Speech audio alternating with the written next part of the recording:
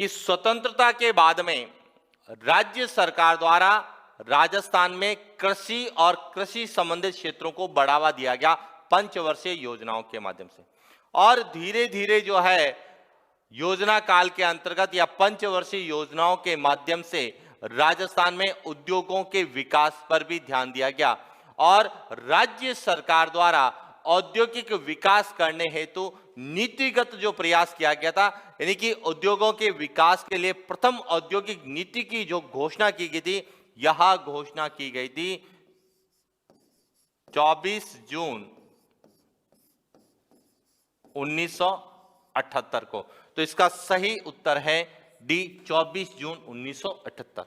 अब जो 24 जून 1978 को की गई, इसका उद्देश्य क्या था? इसका उद्देश्य था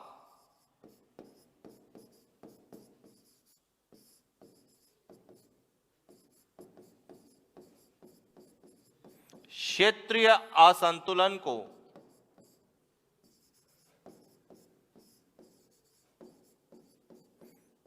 कम करना, कि क्षेत्रीय असंतुलन को कम करने के उद्देश्य से 24 जून 1978 को राज्य सरकार के द्वारा पहली औद्योगिक नीति की घोषणा की गई।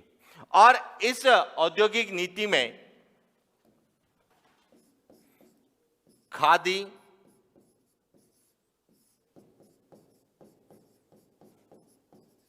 ग्रामोद्योग, हस्तकरघा,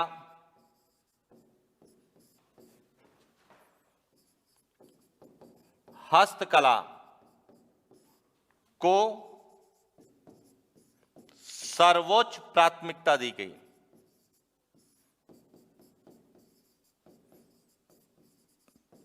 सर्वोच्च प्राथमिकता दी गई कि इस नीति के माध्यम से खादी और ग्रामोद्योग को, हस्त उद्योग को अधिक बढ़ावा दिया गया ताकि क्षेत्रीय असंतुलन कम हो।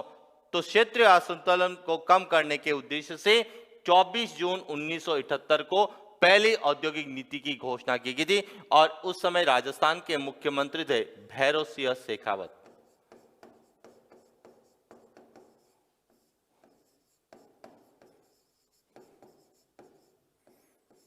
और यदि हम 2003 से पहले की बात करें तो 2003 से पहले 4 औद्योगिक नीतियां घोषित की गई, जिसमें से 3 औद्योगिक नीतियां भैरव सिंह शेखावत के काल की है।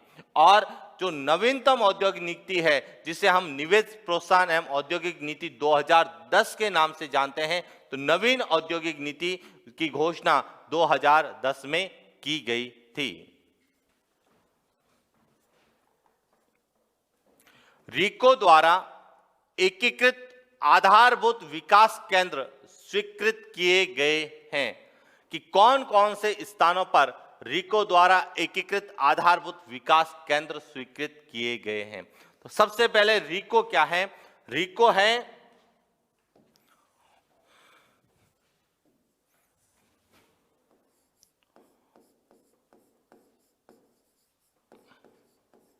राजस्थान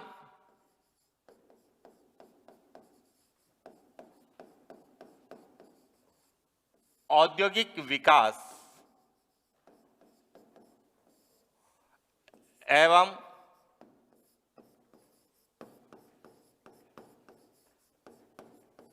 विनियोग निगम लिमिटेड, जिसे हम रीको के नाम से जानते हैं। और यह राजस्थान में औद्योगिक विकास की शीर्ष संस्था है। वर्तमान में राजस्थान के औद्योगिक विकास में जो सबसे महत्वपूर्ण भूमिका है तो वह रीको की है। और इसकी जो स्थापना है रीको की, जनवरी 1980 में की गई। जनवरी 1980 में उद्योग भवन जयपुर में इसकी स्थापना की गई। अब है कि रीको के द्वारा एकीकृत आधारभूत विकास केंद्र स्वीकृत किए गए। तो एकीकृत आधारभूत विकास केंद्र है क्या? तो जो हमारे ग्रामीण और पिछड़े क्षेत्र हैं, ग्रामीण एवं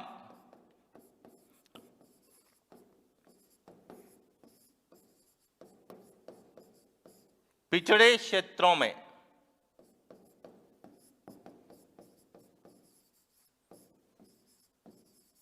लघु उद्योगों को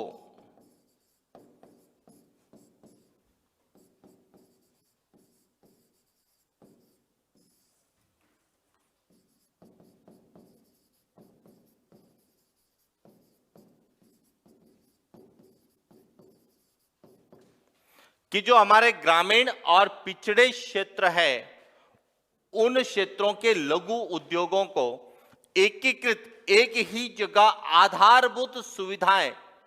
एकीकृत आधारभूत सुविधाएं उपलब्ध करवाने के उद्देश्य से 5-5 करोड़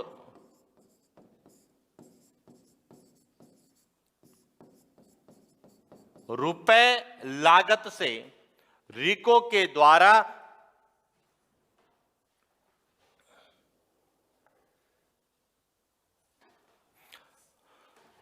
एकीकृत आधारभूत 5-5 करोड़ रुपए लागत के द्वारा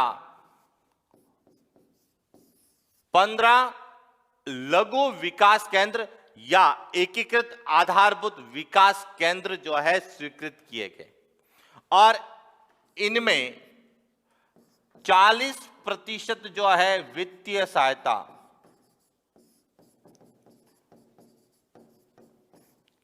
केंद्र सरकार देती है। 40% वित्तीय सहायता केंद्र सरकार के द्वारा दी जाती है।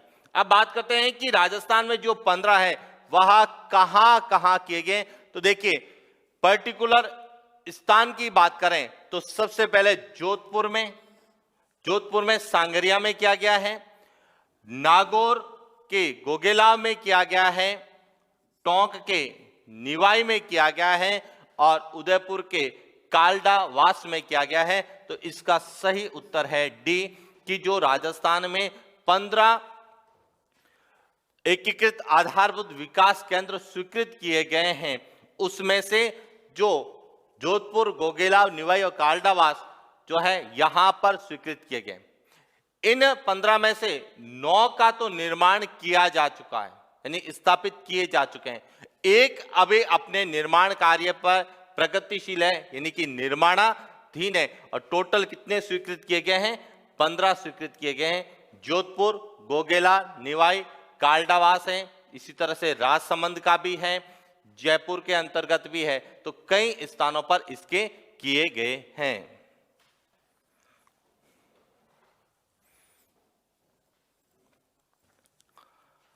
निम्न को सुमेलित कीजिए।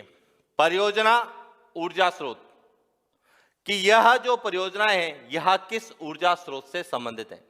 सबसे पहली है रामगढ़ राजस्थान की पहली प्राकृतिक गैस आधारित परियोजना है। तो रामगढ़ का जो है सीधा संबंध किससे है? गैस से, और यह जैसलमेर में स्थापित की गई है। रामगढ़ जो कि प्राकृतिक गैस आधारित राजस्थान की पहली प्राकृतिक गैस आधारित विद्युत ऊर्जा परियोजना है, इसकी स्थापना जैसलमेर में की गई। दूसरी है सूरतगढ़ यहां लिग्नाइट कोयला आधारित तापीय ऊर्जा परियोजना है। तो सूरतगढ़ का संबंध है बी से, और यह गंगानगर में है। और यह राजस्थान का पहला सुपर थर्मल तथा super critical thermal power project भी है। फिर है मथानिया सौर ऊर्जा आधारित राजस्थान की पहली परियोजना है।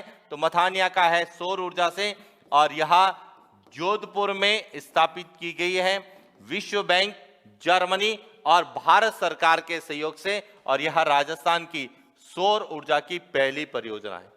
इसके बाद है गिरल यहां बाड़मेर में लिग्नाइट कोयला आधारित तापीय ऊर्जा परियोजना है। तो गिरल का जो संबंध है वह लिग्नाइट है, और यह किस जिले में है? बाड़मेर में। और गिरल यहां गैसीकरण लिग्नाइट आधारित राजस्थान की पहली परियोजना है जिसका विकास जर्मनी के सहयोग से किया जा रहा है। तो गैसीकरण आधारित पूछी जाती है तो गिरल है, जो कि लिग्नाइट गैसीकरण टेक्नोलॉजी पर आधारित है।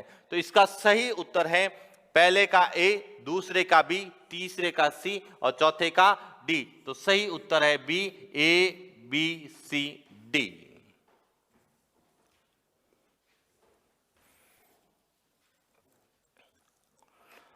राजस्थान में स्थापित सौर ऊर्जा उद्यम जोन सीज में कौन कौन से जिले आते हैं?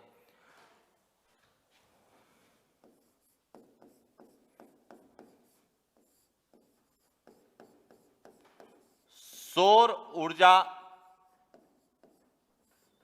उद्यम जोन, जिसे हम कहते हैं solar energy enterprising zone, SEEZ, यानी कि सीज की जो स्थापना है यहां अक्षय ऊर्जा निगम,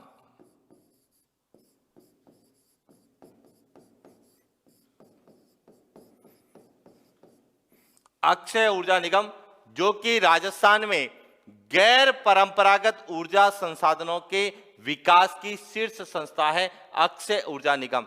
तो सीज की स्थापना अक्षय ऊर्जा निगम के द्वारा की गई है। कहां की गई है? जहां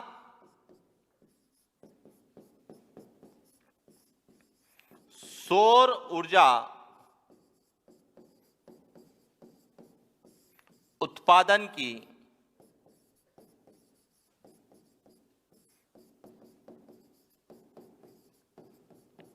विपुल संभावना, जहां पर सौर ऊर्जा उत्पादन की विपुल संभावना है उन स्थानों पर अक्षय ऊर्जा निगम के द्वारा सीज की स्थापना की गई।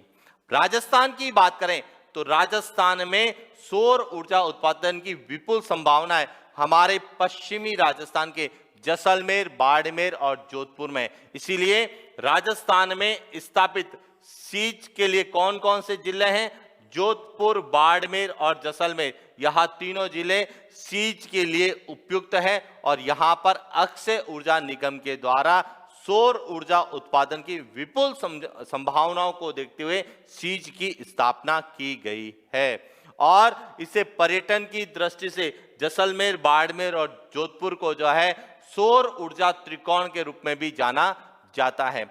और इन सभी में वर्तमान में जोधपुर में सबसे ज्यादा सौर ऊर्जा उत्पादन की संभावना है। राजस्थान में अधिकांश बालू का पत्थर किस महासमूह की शैलों से प्राप्त होता है? अरावली, विंध्यन, दहली या उपरोक्त सभी? देखिए, बालू का पत्थर, जो बालू का पत्थर है जिसे हम बलुआ पत्थर के नाम से जानते हैं,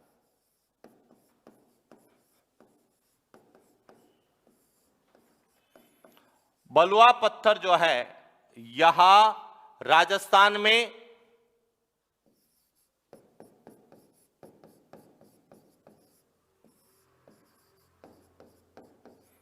बेसाल्ट चट्टानों के विखंडन से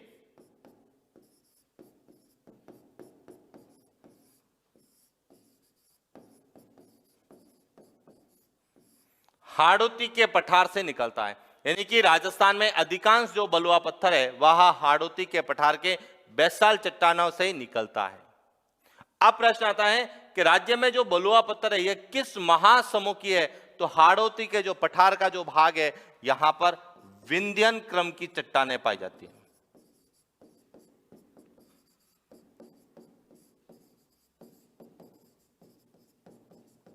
हाड़ौती के पठार की जो पठारी भाग है वहां तो आपको मिलेंगे क्रिटेशियस कालीन, लेकिन जहां से बलुआ पत्थर निकलता है वह क्षेत्र आता है विंध्य कगार क्षेत्र में। किस क्षेत्र में आता है? विंध्य कगार क्षेत्र। और विंध्य कगार क्षेत्र में विंध्यन क्रम की चट्टानें पाई जाती है और विंध्यन क्रम की चट्टानों में जो है बलुआ पत्थर के भंडार हैं। राजस्थान में सबसे ज्यादा बलुआ पत्थर जो निकलता है वहां निकलता है कोटा से। तो इसका सही उत्तर है बी, विंध्यन, कि राजस्थान में अधिकांश बलुआ पत्थर जो कि विंध्यन क्रम के महासमूह में की शैलों में पाया जाता है। सुमेलित कीजिए परियोजना का नाम और संबंधित जिला।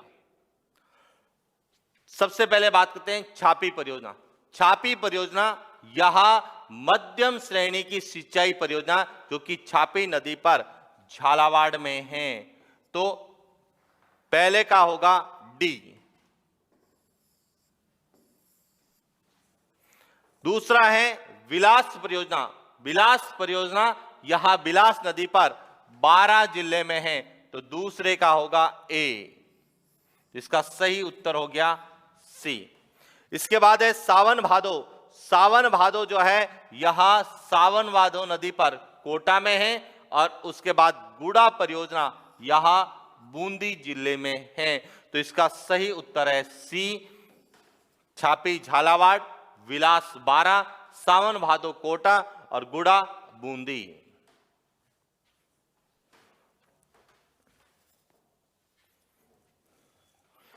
राजस्थान का भारत में लिंगानुपात 2011 की दृष्टि से कौन सा स्थान है? 21वां, 15वां, 20वां, 25वां। तो यदि हम जनगणना 2011 की बात करें,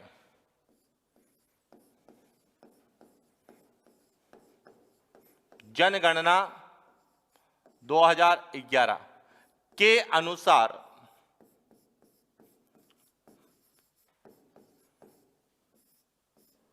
राजस्थान का लिंगा अनुपात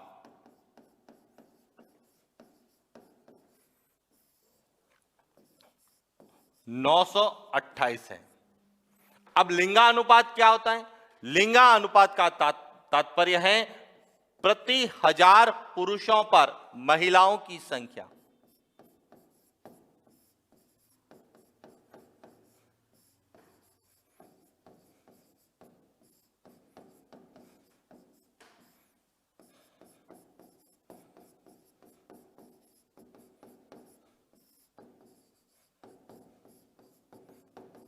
प्रति 1000 पुरुषों पर महिलाओं की संख्या क्या कहलाती है? लिंगा अनुपात कहलाती है। और जनगणना 2011 के अनुसार राजस्थान का लिंगा अनुपात है 928 और इसीलिए लिंगा अनुपात की दृष्टि से राजस्थान का भारत में कौन सा स्थान है? 21वां स्थान है।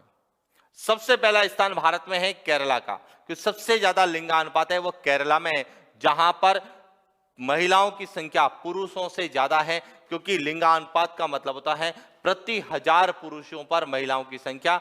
और केरल में जो है प्रति 1000 पुरुषों पर महिलाओं की संख्या पुरुषों से ज्यादा है। लेकिन राजस्थान में बात करें तो राजस्थान में लिंगानुपात है 928, यानी 1000 पुरुष पर 928 महिलाएं। राजस्थान में सबसे ज्यादा सर्वाधिक लिंगानुपात पूछा जाता है,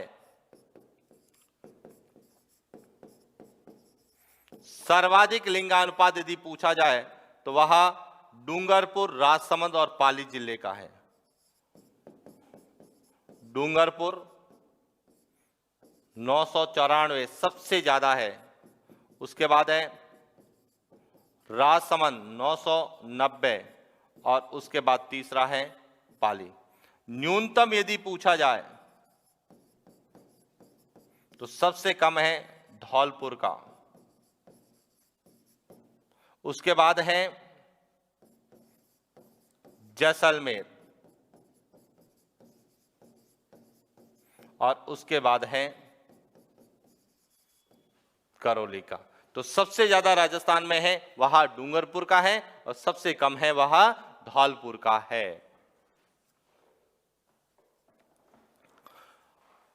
पश्चिमी शुष्क प्रदेशों में छितरी जनसंख्या के कारणों में कौन सा कारण सही नहीं है? ए, जलवायु की विषमता, बी, जल का अभाव, सी, प्राथमिक व्यवसायों में अधिक विविधता और डी, नदी बेसिनों का अभाव। अब जो हमारा पश्चिमी शुष्क प्रदेश है जिसे हम थार का मरुस्थल कहते हैं।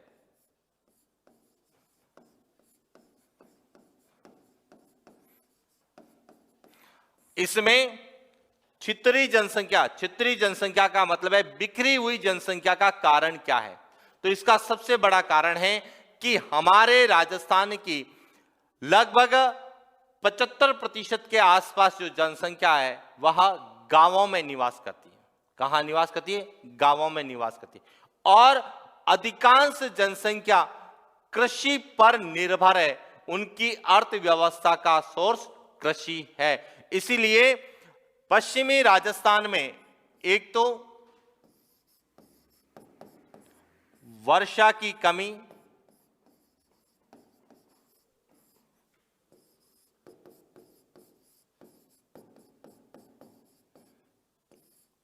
अनउपजाऊ क्षेत्र, वर्षा की भी कमी है यानी कि जल का अभाव है। दूसरा, यह जलवायु की विषमता के कारण जो है कैसा है? अनउपजाऊ है।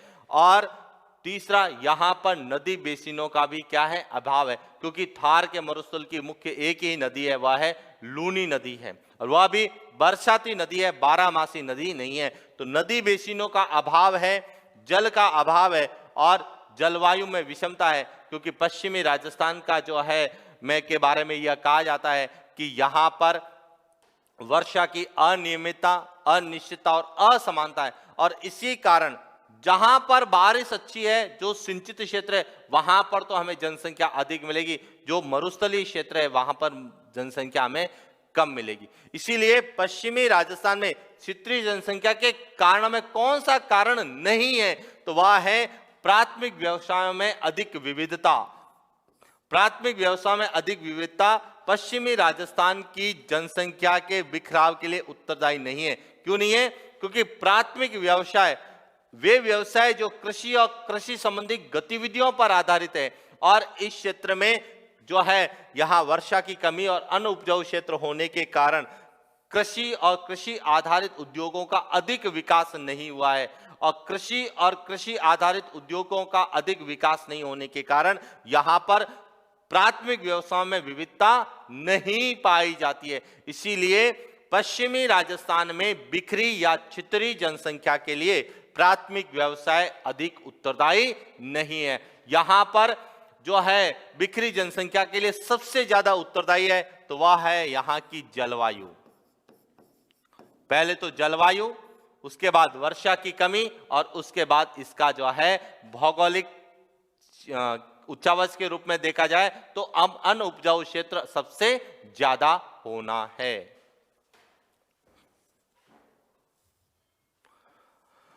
राज्य में लाल व पीली मिट्टी किस जिलों में मिलती है? अलवर, भरतपुर, करौली, धौलपुर। जयपुर, दौसा, सीकर, झुंझुनू। पाली, अजमेर, डूंगरपुर, बांसवाड़ा, सिरोही, भीलवाड़ा, अजमेर, सवाई माधोपुर। अब देखिए, लाल पीली मृदा,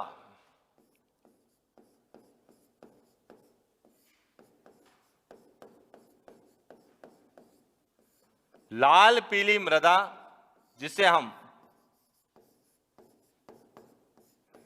भूरी मृदा के रूप में जानते हैं, इसका निर्माण ग्रेनाइट और नीस चट्टानों के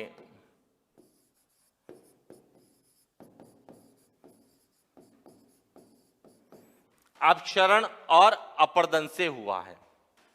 कि लाल पीली मिट्टी जिसे हम भूरी मिट्टी कहते हैं, यह ग्रेनाइट और नीस चट्टानों के अपर्दन से। अब इसका राजस्थान में विस्तार कहां होगा? तो इसका जो राजस्थान में विस्तार है कि राजस्थान में ग्रेनाइट और नीस चट्टानें मुख्य रूप से कहां मिलती हैं? अरावली से।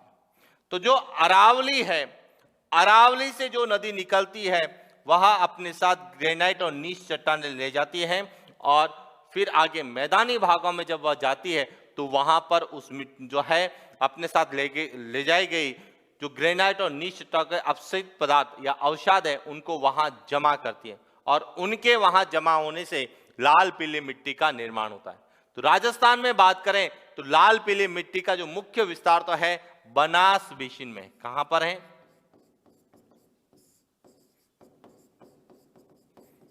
बनास बेसिन में सबसे ज्यादा है। क्यों है?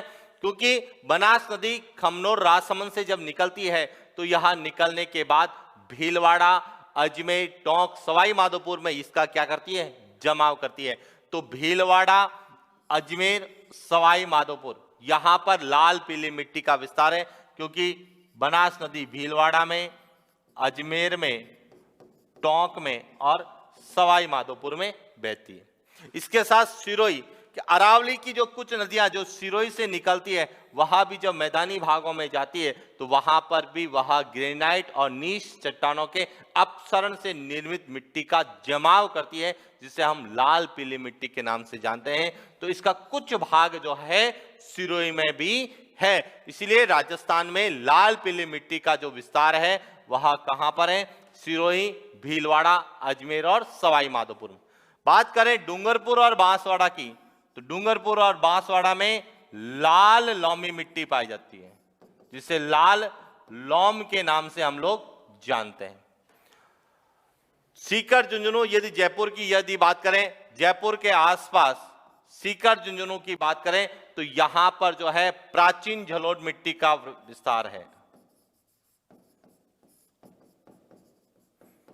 प्राचीन झलोट मिट्टी का विस्तार है, जिसे हम बांगर के नाम से जानते हैं। और पूर्वी राजस्थान में यहां पर झलोट मिट्टी का विस्तार है, क्योंकि अलवर, भरतपुर, करौली, धौलपुर यहां जो है पूर्वी बाढ़ प्रभावित क्षेत्र के अंतर्गत आते हैं और यहां पर नदियों द्वारा लाई गई मिट्टी ज्यादा है, इसीलिए यह जो भाग है यह जलोढ़ मिट्टी का क्षेत्र है। तो इसका सही उत्तर होगा डी।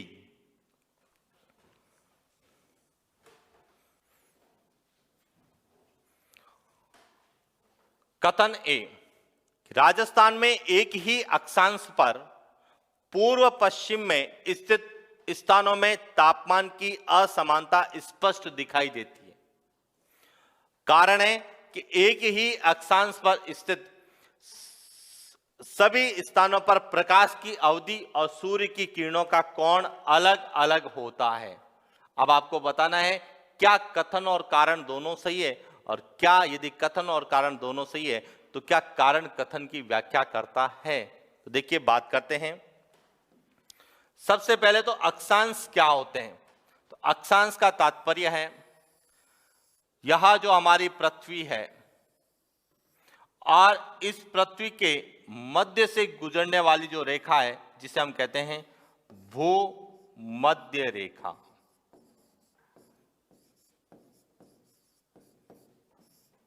और भूमध्य रेखा के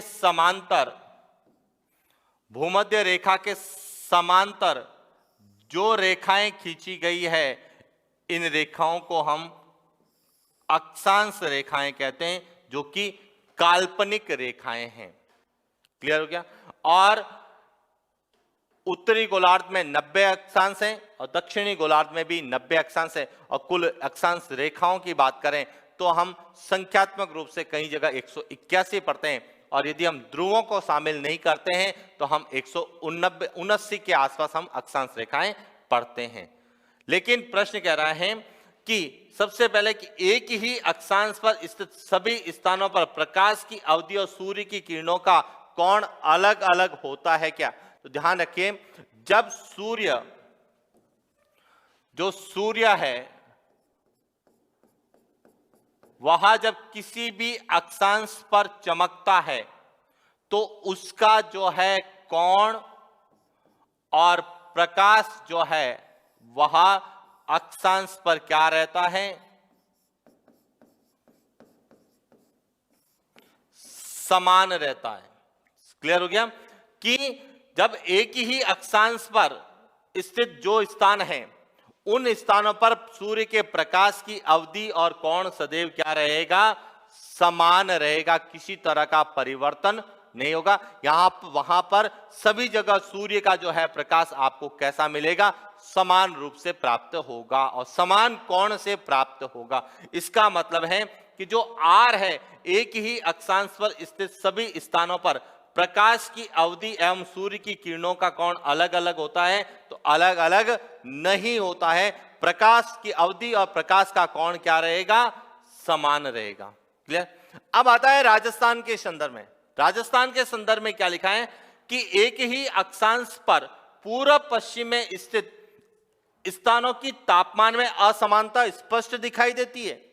कि जैसे राजस्थान की बात करें, क्योंकि हमने कहा कि अक्षांश रेखाएं जो है यह भूमध्य रेखा के पूर्व से पश्चिम खींची गई समांतर रेखाएं हैं और इन पर जो है किसी यदि एक अक्षांश है और उस अक्षांश पर यदि कोई स्थान है तो वहां पर प्रकाश की अवधि और कोण क्या होगा, समान होगा। इसका मतलब सभी जगह समान रूप से प्रकाश प्राप्त होगा। लेकिन राजस्थान के संदर्भ में यह पूछ रहे हैं कि कोई स्थान एक ही अक्षांश पर स्थित है। राजस्थान के संदर्भ में बात करें तो कोई भी स्थान एक ही अक्षांश पर यह स्थित है और पूरब से पश्चिम, यह पूरब और यह पश्चिम, कि पूरब से पश्चिम जो एक ही अक्षांश पर स्थित है जो स्थान, क्या वहां पर तापमान में असमानता स्पष्ट दिखाई देती है? तो यहां असमानता स्पष्ट दिखाई देगी। क्यों देगी? क्योंकि यहां पर हम कह रहे हैं कि एक तरह से प्रकाश की अवधि और कोण बराबर रहेगा, लेकिन पूरब से पश्चिम जाते हैं तो उच्चावच में क्या आती है, भिन्नता।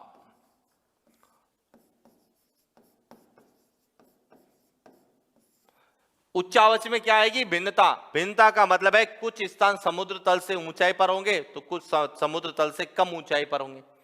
और दूसरा उच्चावच, उसके बाद उसकी भौगोलिक संरचना, तो किसी स्थान के उच्चावच और भौगोलिक संरचना वहां के तापमान को प्रभावित करते हैं। तो जैसे अरावली की बात करेंगे तो अरावली उच्च है तो वहां पर तापमान कम होगा, लेकिन यदि मरुस्थल में जाएंगे तो तापमान में क्या होगी, अधिकता होगी। इसीलिए राजस्थान में एक ही अक्षांश पूरब से पश्चिम जाने पर जो स्थान है उनके तापमान में असमानता स्पष्ट दिखाई देती है। क्यों दिखाई जाती है? इसका कारण है उच्चावच में भिन्नता या भौगोलिक जो है उनकी संरचना है उस पर निर्भर करता है। तो इसका मतलब कथन क्या है, सही है। तो इसका सही उत्तर होगा कि कथन सही है, यानी ए सही है लेकिन आर क्या है, गलत है। इसका सही उत्तर है सी, ए सही है, कथन सही है लेकिन उसका कारण क्या है, गलत है।